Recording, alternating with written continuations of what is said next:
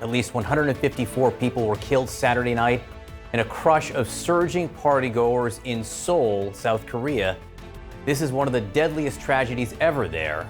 Pictures shared on social media show the crowd jammed into an alley. Among those killed, 26 foreign nationals, including 2 U.S. citizens.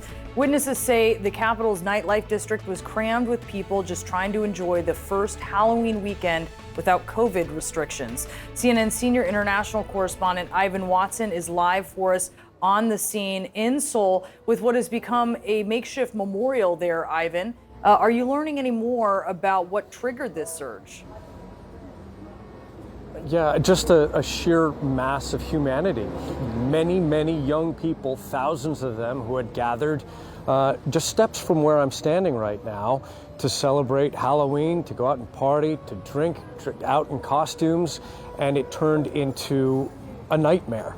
So I'll get out of the way so you can take a look here at this very somber, very sad scene here. People have been laying flowers and lighting candles, handwritten notes to some of the 154 mostly very young victims of this terrible catastrophe.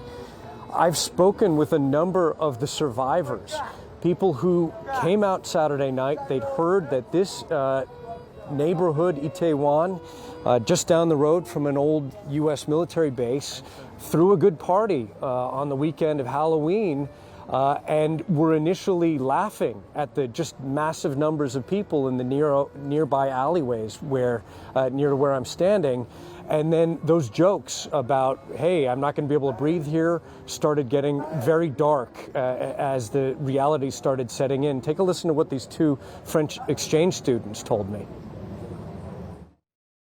There were like so many people who were like pushing us, and like we cannot breathe at all for a moment. At some point I had no air, and we were so crushed to other people that I couldn't breathe at all, so I just passed out. Unconscious? Yeah, unconscious. Did you know that people were dying near where you were standing? No.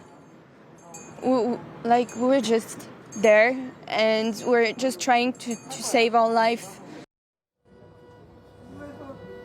The Korean government has declared a week of mourning. Most of the victims were in their 20s. The government says 5 were high school students, 1 was a middle school student. And I'll point you here, this was a 20-year-old American exchange student, Stephen Blessy, who was here on his junior semester abroad. Brianna? Junior year in college. Just devastating. Ivan, where does the investigation go from here?